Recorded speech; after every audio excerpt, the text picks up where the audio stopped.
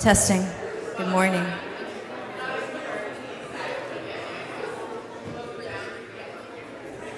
Check. Good. Yep. Danya Colwell. Danya. Second row.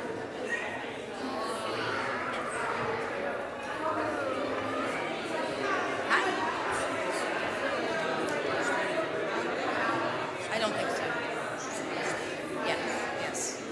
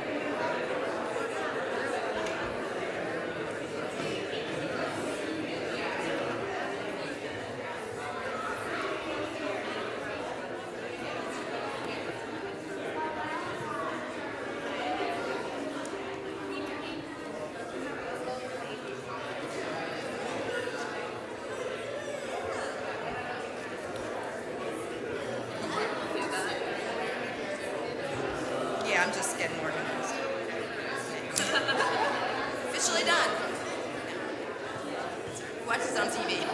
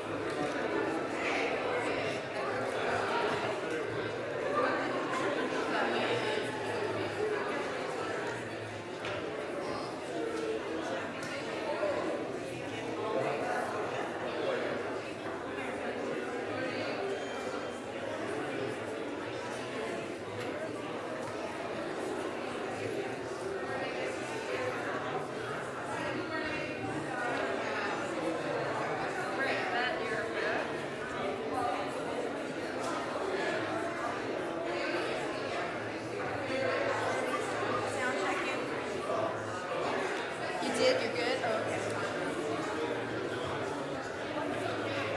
All right, that sounds good. I guess we're fine then. Thank you.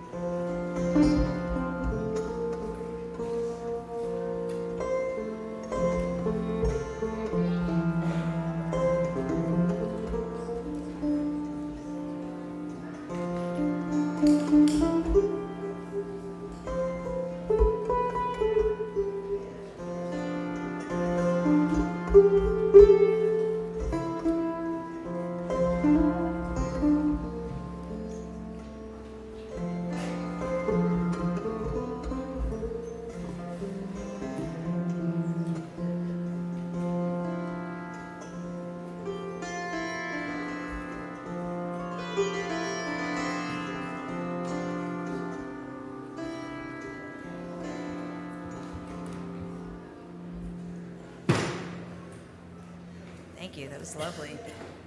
Good morning, everyone. Welcome. Welcome to the Unitarian Society of Germantown. My name is Sarah DeGioia, and my pronouns are she and hers. We are a Unitarian Universalist congregation, united in a common purpose to make love real in our lives and in the world.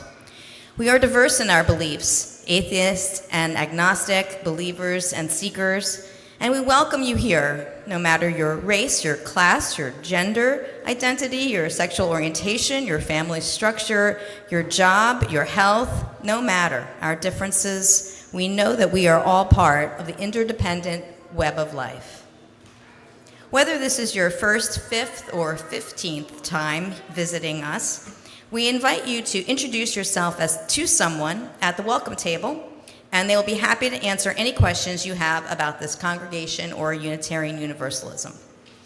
Please complete a visitor card and join us for fellowship and coffee in the assembly room upstairs following the service through this door. Gender-neutral restrooms can be found at the bottom of the stairs in the back of the sanctuary, and gendered restrooms are through this door and down the hall. Use whichever feels right for you. Following worship today, Reverend Hannah will be holding the second session of Parenting as a Spiritual Practice in the Sullivan Chapel. That will start at 12 noon. There will be a guided tour of the building immediately following service that will begin at the back of the sanctuary. Next Sunday, the Ending Racism Committee will be hosting a book talk with Amy Jane Cohen, author of Black History in the Philadelphia Landscape. Cohen's book tracks the influence and importance of Black Philadelphians that they have played in shaping the city we live in today. That event will happen next Sunday, November 10th at noon with light lunch served. RSVP to the Ending Racism Committee. And now, as we deepen into worship, I ask that you silence your cell phones and allow yourself to be present for this hour. But please don't silence your children. Their sounds are welcome here.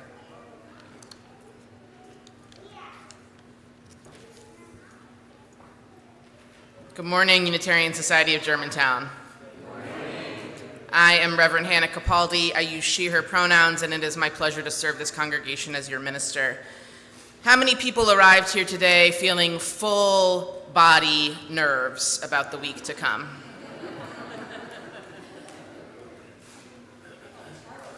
So I'm going to invite you to just try and use this hour together to move through some of that. Just invite you to move through some of that. Our call to worship today comes from Kiakiali Bordner. Come, gather light to build. Come together again, gather in love. Light the fire of hope. Build the foundation.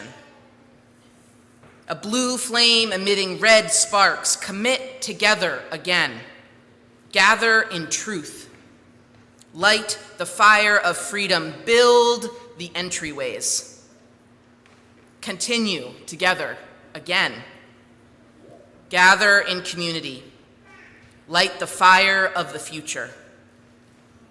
Let us build the shelter.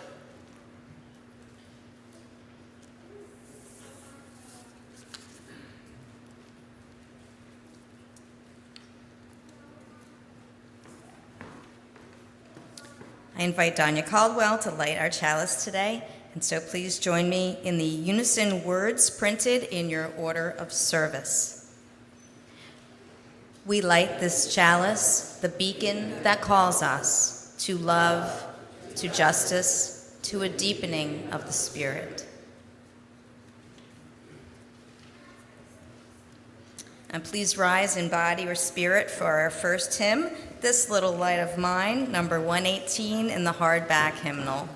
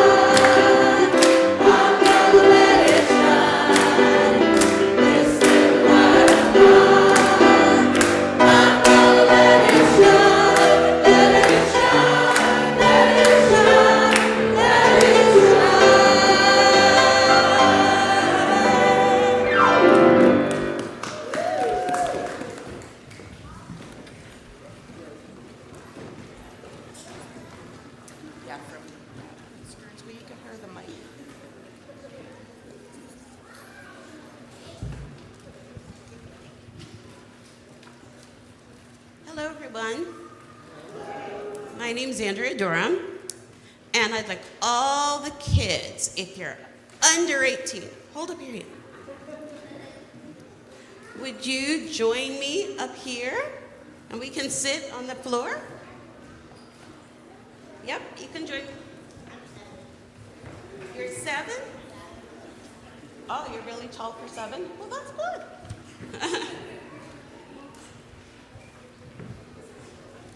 Do you know what holiday we're celebrating right now? What holiday?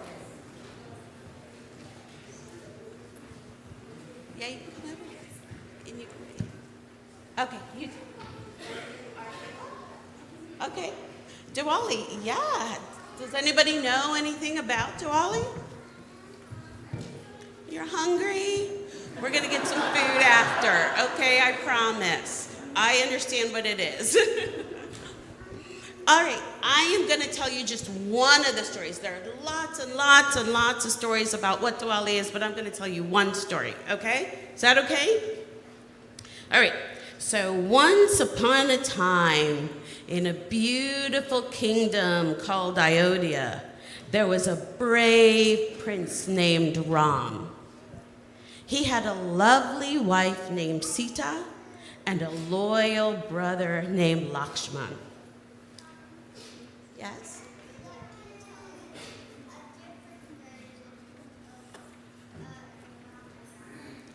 Yes, well, first of all, the fact that you know the Ramayana is a huge deal. So can you tell me that later?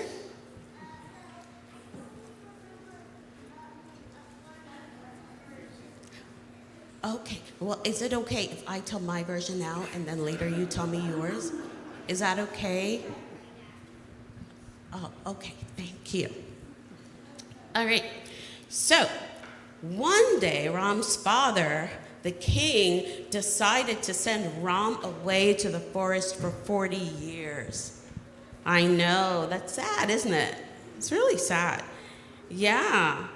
And he did it because he was trying to keep a promise to his wife. And so Ram, Sita, and his brother Lakshman, they all went away to the forest for 14 years. Is anybody here 14? Anybody? Anybody? You're 14? Oh, okay. Okay. Well, you're almost 13. Okay, well, you're close. You're close. Almost 13, which is close to 14. Okay, well, you're definitely close, and you can count the halves if you want. Okay, well, you can count the year and a half. All right, so while they were living in the forest, there was an evil demon king named Ravana. And he saw that Sita was beautiful and that she was good. And so he wanted her for his queen. Well, there is a version of the story that says that he'd eat her for dinner. But in this one, he's just going to take her away. Okay? So, he takes her away. How do you think Ram felt when he took her away? Yeah, he felt really sad. And so, what do you think he did? Anybody? Do you think he asked for help? Yes. Do you ask for help when you're sad? Yes. Yes, it's important to ask for help when you're sad, okay? I think he sat down and stared at the wall for the rest of his life. Nope, he wasn't alone and he didn't sit and stare at the wall for the rest of his life. He asked for help. And so his brother, Lakshman, remember, he came to help him. And guess who else came to help him? No, Sita was not there because she was taken by Ravana. Yes, the monkeys. That's right, you got it. Monkeys came to help him. And also the god Hanuman, he came to help him. And so they all went to search for Sita. And they found her on an island of Lanka where Ravana had imprisoned her. And so then they all got together and they made a path to the island because remember, what's an island? Is an island surrounded by water? So they had to get to the island. So all the monkeys, and guess who else helped? Guess who else? Bears. The bears helped. And then all the animals in the world came to help. So remember, what do we do when we're sad? We ask for help. We do not sit and stare at the wall. Okay? And so they were able to get to the island of Lanka and they were able to take Sita back to Ram. And so when they were able to get her,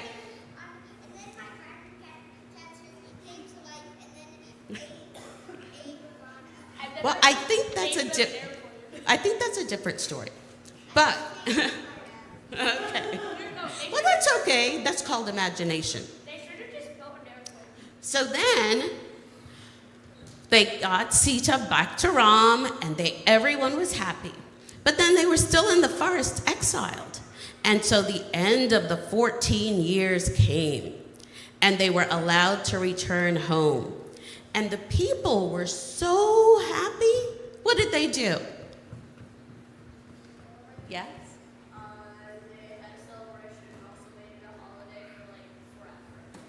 They had a celebration and they made it a holiday forever.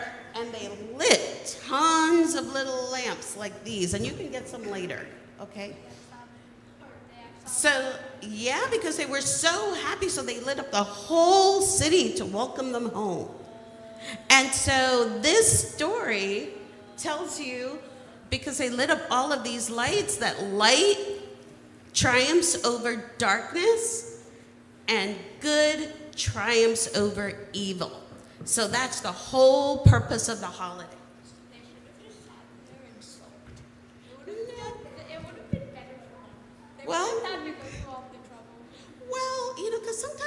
happened that we don't anticipate? Well, they could have done a lot of things. But what's the thing we do when we're sad? We ask for help.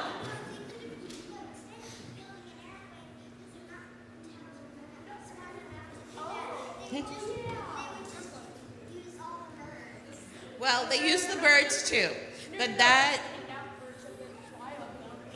is the end of the story. So, yeah. Well, can you tell me after church? Thread here, my friend. We're gonna use our best listening to let Andrea finish, so we can finish the story. So we are all done now because Sita is home and Ram and Sita are back in Ayodhya. Okay, so now we will sing the kids off. I don't think it's excel, so there's more of a story. So the story. Can you tell me?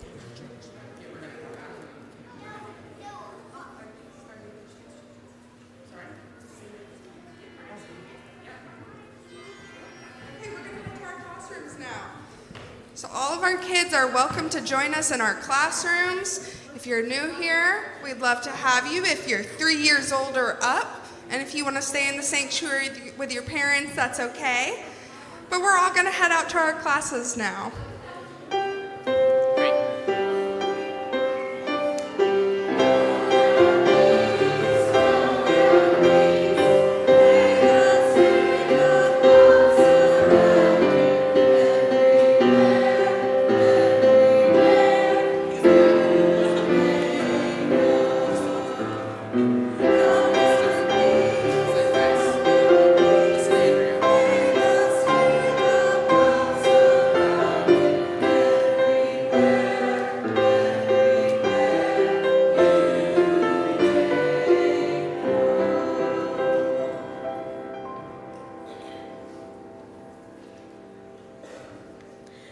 This week, we share the plate with Rebuilding Together Philadelphia, a longtime partner of ours. Rebuilding Together Philadelphia is committed to providing free home repairs to low-income Philadelphians with a focus on health, safety, and efficiency. In a city where a poverty rate of 20% means thousands and thousands of people are living in homes with leaky roofs, exposed wiring, mold, and asbestos, and insufficient heating and cooling. Over the last 9 years, USG has contributed almost $11,000, and we look to contribute that generosity over this Sunday and next.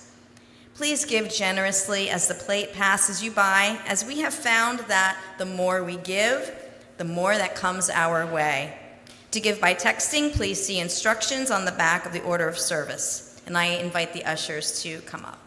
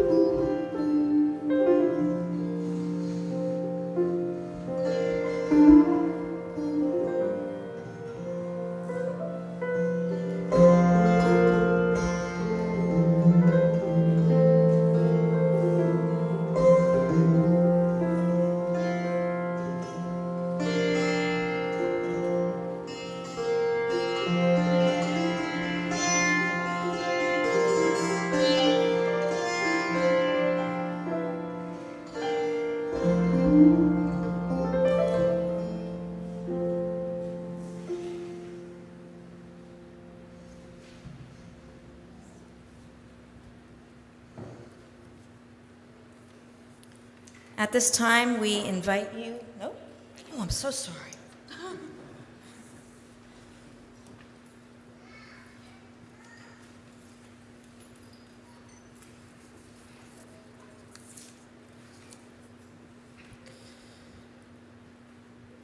Okay, I'm going to invite you to place one hand on your heart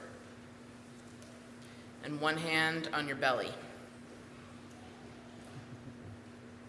We're going to hum, which is good for regulating your vagus nerve and to bring down your nervous system. So we're going to do a deep inhale together, and on the exhale, I want you to make your chest vibrate like this.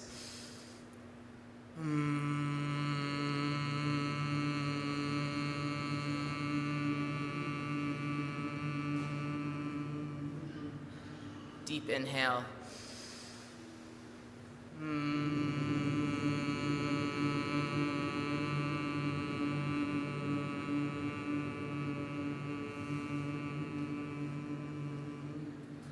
Again, deep inhale. Open your mouth.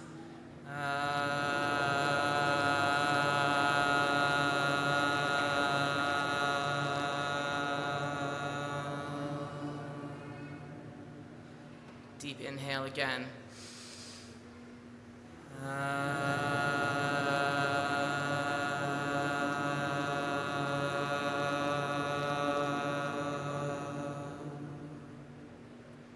One more. Hold it for as long as you can.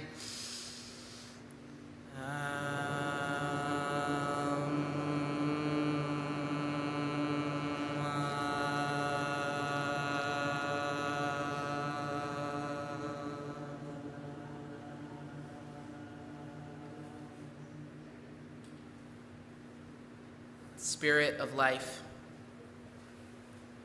today we come to you bedraggled, nerves frayed, spirits weary. Today we come to you begging for resolution. With heavy hearts, we are wired, electrified, with anticipation, grief too. We arrive here today trying to find the line between doing what we can, letting go of what we cannot, and raging at the world for not being better.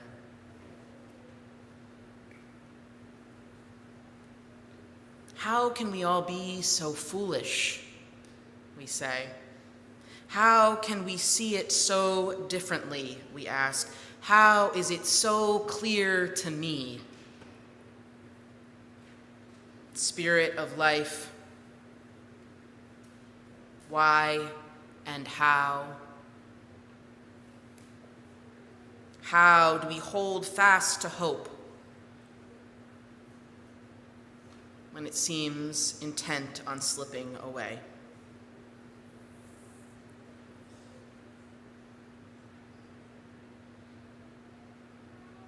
Make us instruments of calm. Let our hearts be in a holy place today. For the weeks to come, the story will unfold. Day by day, hour by hour, minute by minute.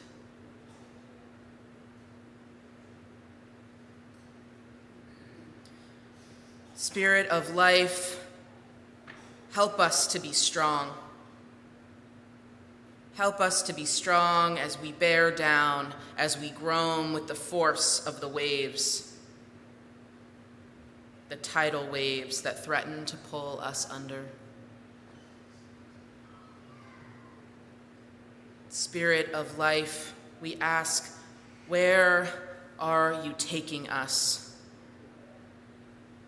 Where are we headed as we try to chart a course toward liberation? Why does it feel so hard?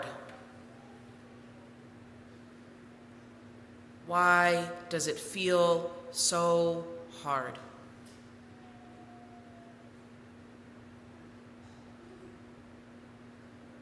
Spirit of life,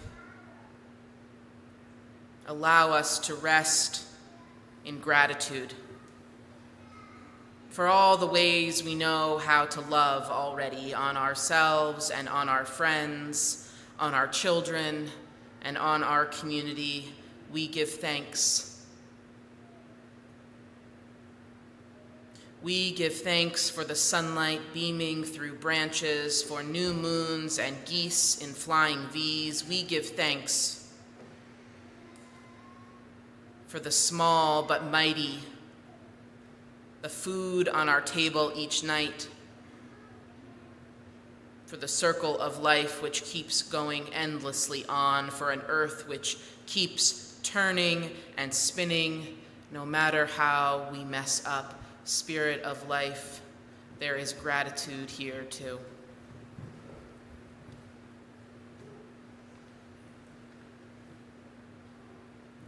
Spirit, know that we want to be good.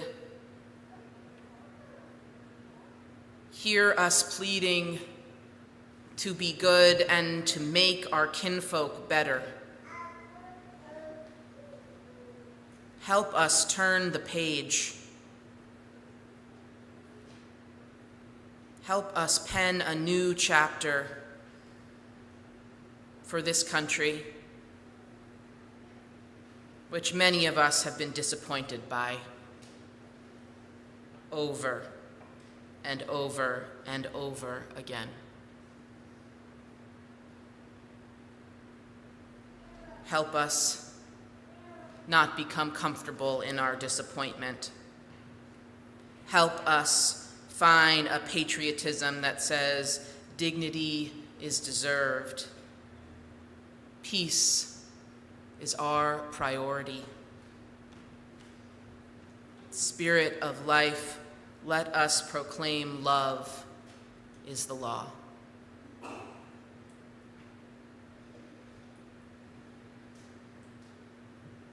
So today we bless. We bless ourselves. We bless the whole world. We bless the poll workers. We bless the ballot counters. We bless the officials and the electeds. We bless the process.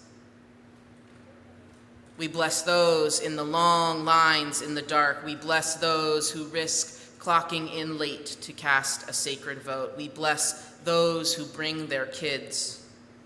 We bless those who bring the coffee and the donuts. We bless those who remain undecided. We bless those that remain stubbornly defiant. We bless those that seek a new world on Tuesday.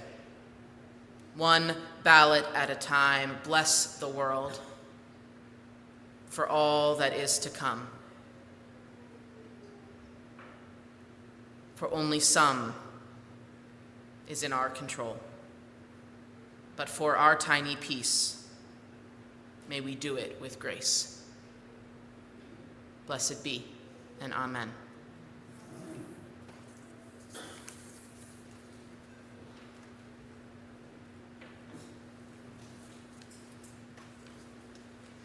At this time, we invite you to contribute your joys and sorrows by lighting one of the diyas at the front of the sanctuary. As you approach, please be mindful of the rangoli that is on the floor as you move through the space. And we'll help a little bit with the candles, so come on up.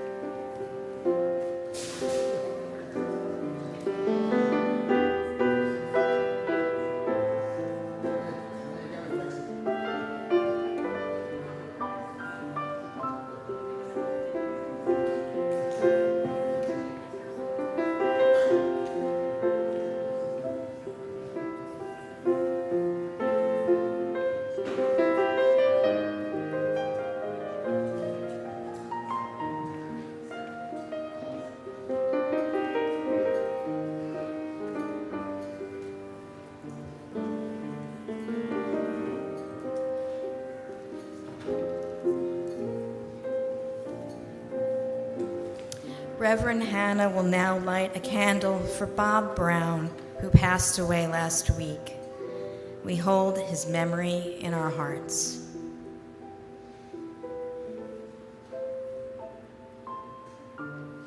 And Reverend Hannah will light one candle for the joys and one for the sorrows of all of those joining us online today.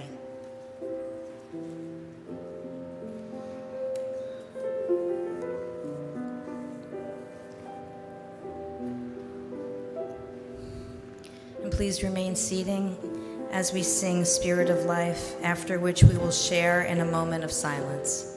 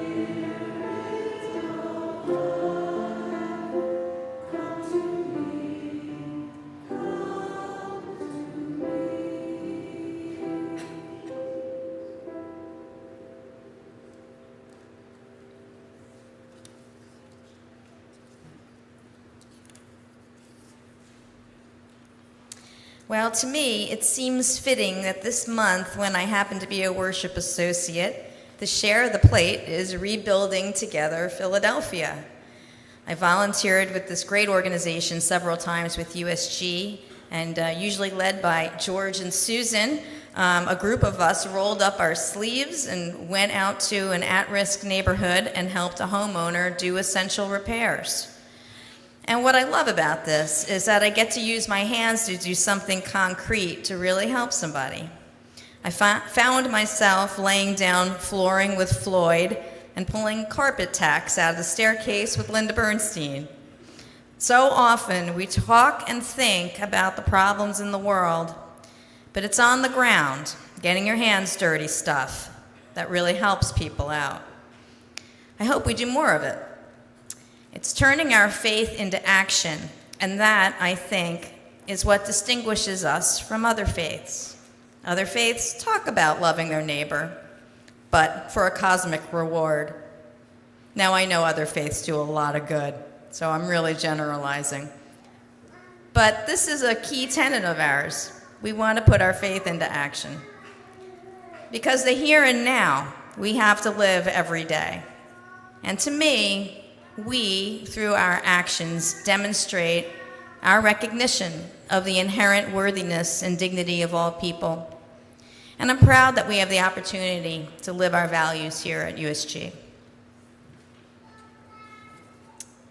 All right, so if you would please rise in spirit, embody your spirit for the congregational hymn, number 362, Rise Up, O Flame.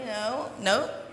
Which one am I missing? Thomas is going to play this guitar now. Thank you, sorry. It's all written here, it's just impossible to see it. Thank you. Just sit, Sarah.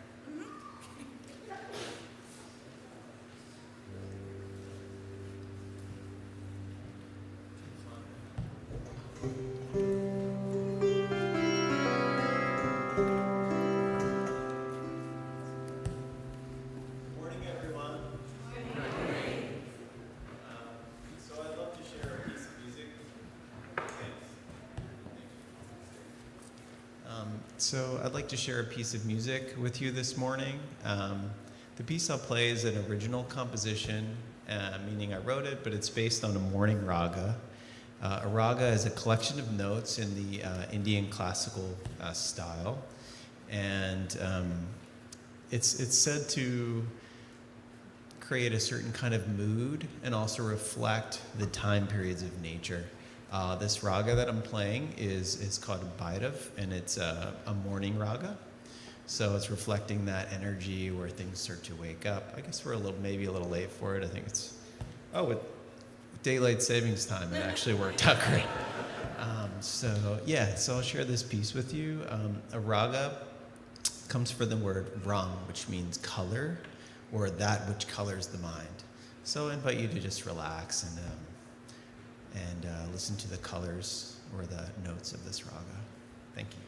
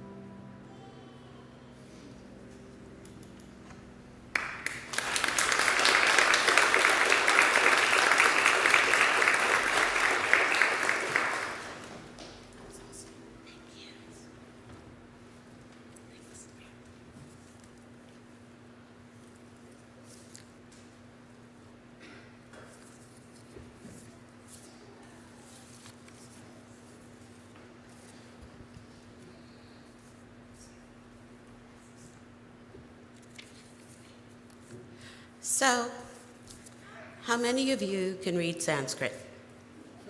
Any hands? It's fine. Guess what? Today is your lucky day. You don't have to read it.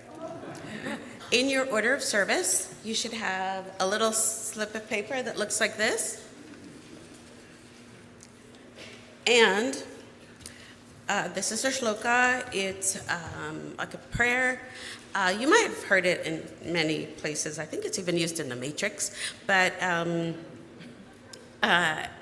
basically, it's done at the beginning of events, and hopefully this is the beginning of our resting in the light. And so I'll read the whole thing in Sanskrit, and Sarah and you guys can read it in English after me. Will that work? Yeah. Okay, well, thanks. All right, so I will do it first. Om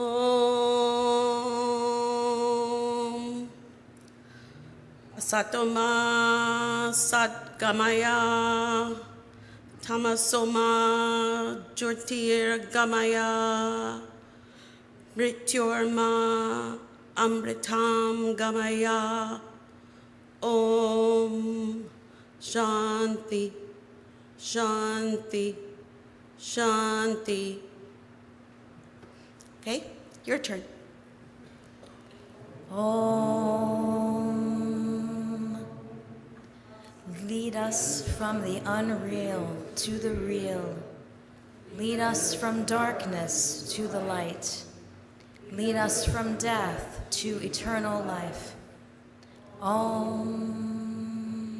Peace, peace, peace. Well, that sounded pretty good. You can hang on to it and take it with you, especially in the coming days. Hopefully it will provide some comfort to you. And, oops, I forgot my paper.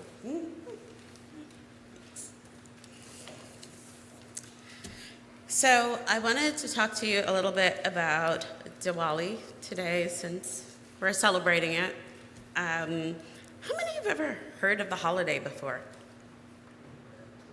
Oh, that's quite a number of you. That's a really good thing. When I started doing this here 17 years ago, very few people had even heard of the holiday. So it's good to know that more people are hearing about it. And so the talk today is called Diwali and the Kalapani, and I'll explain that. So now, what do you think of when you hear diversity, equity, and inclusion? It's a phrase that's thrown around a lot lately. I mean, I work for the government, so I hear it all the time. But I always wonder what people mean when they say it, and what is their understanding of it. So have you ever considered like the holidays that people celebrate, or how they express their spirituality, or honor their history, or the significant times in their lives? Does that ever come into the DEI conversation? Because it's a big part of everyone's life, but we don't always consider that. And so is there space also for people to just share themselves? And not necessarily, I mean, we're talking about in context, but, is it just, I hear people say terms like, well, my Jewish friends. Well, what does that mean? Does that person have a name? Have they had dinner at your house? Like, what does that mean? And so I'd like to share just a little bit about myself and about a holiday that's very precious to me. And it's called Diwali, as you've already heard. Diwali is known as the Festival of Lights, and it is more than 2,500 years old. It predates the Common Era in any way that you can think of. It was present in both the Greek and Roman empires. So this holiday has been continuously celebrated for more than 2,500 years. It predates the rise of Christianity. It predates the Dark and Middle Ages, the Renaissance, the Enlightenment, European colonization, the African slave trade, the Industrial Revolution, and what we come to call globalization. My story of Diwali started with European colonization and something called Asian indenture. Has anyone ever heard of that? Okay. I'm a product. The British officially ended African enslavement in 1807. Officially. Which meant that the practice actually continued until 1838. And because they still needed cheap/free labor, even though they said they no longer used the Africans, what they did is they turned to their Asian colonies. The primary colonies being India and China. They used a system of something called indenture, which already existed, but with Asians in particular, it was a contract of 5 to 7 years. But there was something wrong with the contract. Anybody guess what that might be? I'm a lawyer, so I know. Yes, Keith? I couldn't read it. Couldn't read it. They all spoke different languages. India is technically a Western concept because all of them were like individual communities and groups, and there are thousands of languages spoken in India today. They couldn't read the contract, didn't really know what it said. Sometimes people were just kidnapped outright. But that became the new form of enslavement. And for Indians, what that meant initially was getting on a ship in the port of Calcutta, which is in the very north of India, and then going all the way to places like the Caribbean, Fiji, South Africa, Mauritius, many places, my home country of Trinidad and Tobago. And for the people in the Caribbean, that journey was 10,000 miles. And they called that journey the Kalapani, or the Black Water. They left their homeland not knowing what was on the other side, and many of them did not make it. Hindus, Muslims, Sikhs, and others brought their labor to these British colonies, including my home country of Trinidad and Tobago. The British found that if they allowed them to keep portions of their culture and structures within their community, they were actually easier to control. So they allowed them to do that. And so Diwali is one of the things that came on those boats. And so Diwali has been celebrated in the West since the 1840s. I know that many of you may not think that, and it's something new, but actually, for the indentured laborers, they continued their holidays and their traditions. And so, one of the holidays celebrated in my grandparents' home was Diwali. My grandfather was a descendant of the people on those ships. So I am a descendant of the people on those ships. And in the Caribbean, they're called Indo-Caribbeans. As a child celebrating with my grandfather, we definitely honored our ancestors. And the themes of Diwali for me are so important and deeply embedded in my soul. And the themes of the holiday are light over darkness, knowledge over ignorance, good over evil, and hope over despair. So I hope today you can take some of that away with you. The lights of Diwali, especially in the dark. And just a little tip, in the north of India, Diwali is usually celebrated in the night, and which is where many of the people in the Caribbean come from. In South India, Kerala, and those places, it's celebrated in the early morning. But the important thing is that light lights up the darkness. And for me, it is also a hope and an encouragement that I come from people who survived hard things, and that I can survive hard things. And not just survive, but thrive.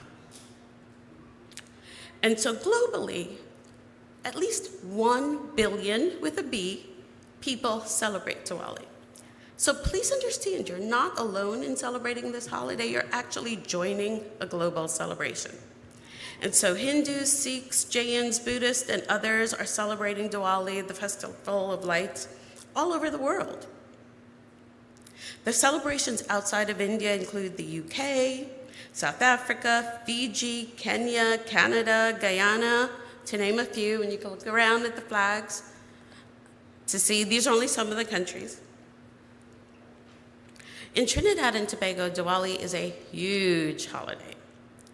It's a public day off, everybody's off from school, but in households where it is celebrated, the houses are lit up with diyas, and people light hundreds of, whether they're diyas or now with modern technology, electric lights, and they share food, sweets, and other things, but the big thing is the food, and they share it with family, friends, neighbors, regardless of your religion or your beliefs, as I have shared with you.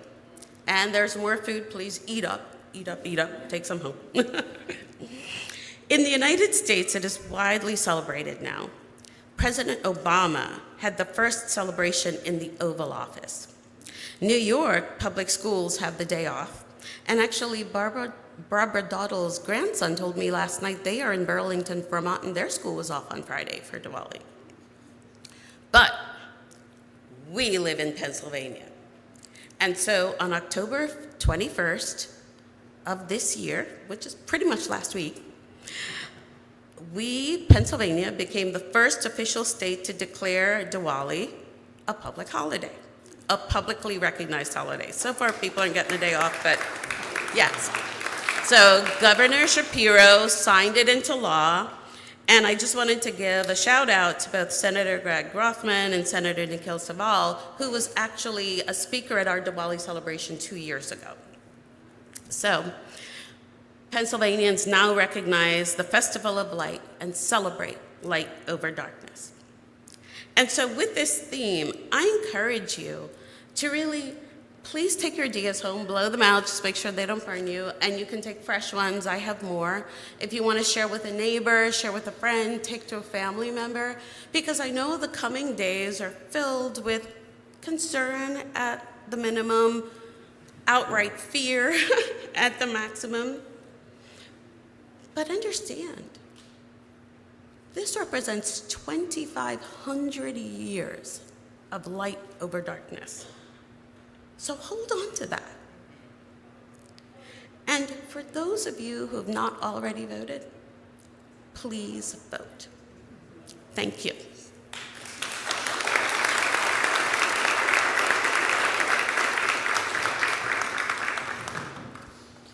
I invite you now to rise in body or spirit for hymn number 362, Rise Up, O Flame, which Stearns will help lead us in. And we're going to... Hello. Hi. We're going to invite the choir to stand in the aisle today for this hymn.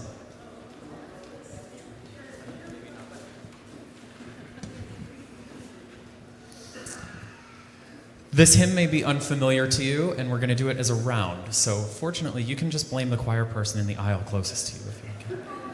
I'm just kidding. Don't blame them.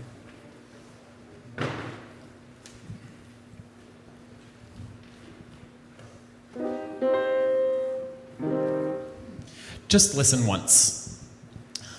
Rise up, O flame, by thy light glowing, show to us beauty, vision, and joy. Try it. Rise up, O flame, by thy light glowing, show to us more beauty, vision, and joy. Let's go again.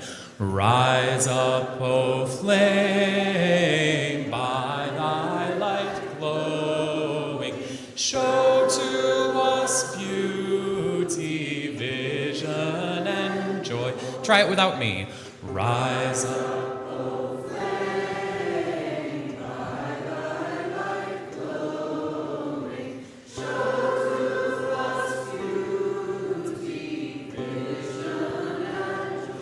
You sound absolutely beautiful. We're going to sing it as a round. We're going to start with this side. You'll sing it 5 times, and then this side I'll bring you in, and we'll sing it 5 times, and we'll meet on the other side. Ready? Here we go, this side. 1, 2, 3. Rise up, O flame. Here we go. Rise up, O flame. By the light glory, show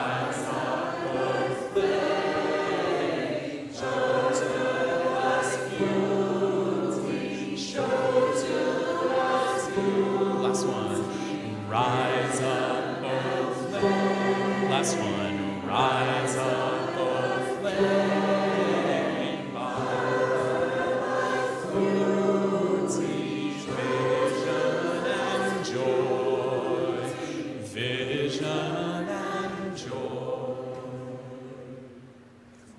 Thank you. Please be seated.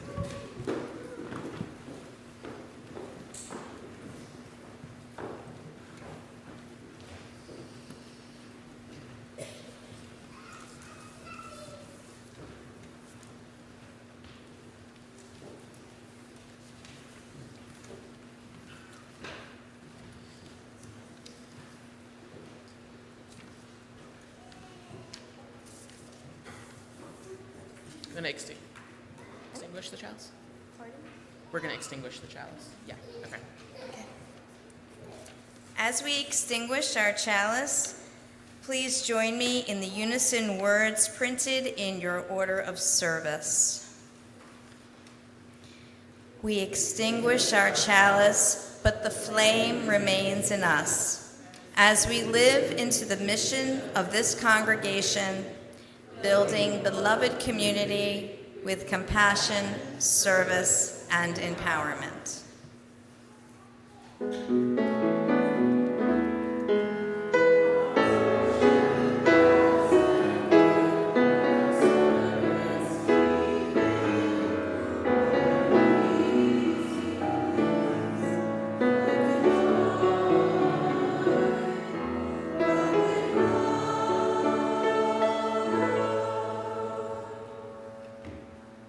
Beloveds, go into the future, go into the next days and the coming weeks and months, knowing you are loved, that the fight to find hope amidst despair predates all of us and will last far beyond our own lives. Know that you join in the grand tradition of those who fought for the sacred and democratic right to cast a ballot, that every vote is sacred, and that whatever the future may hold,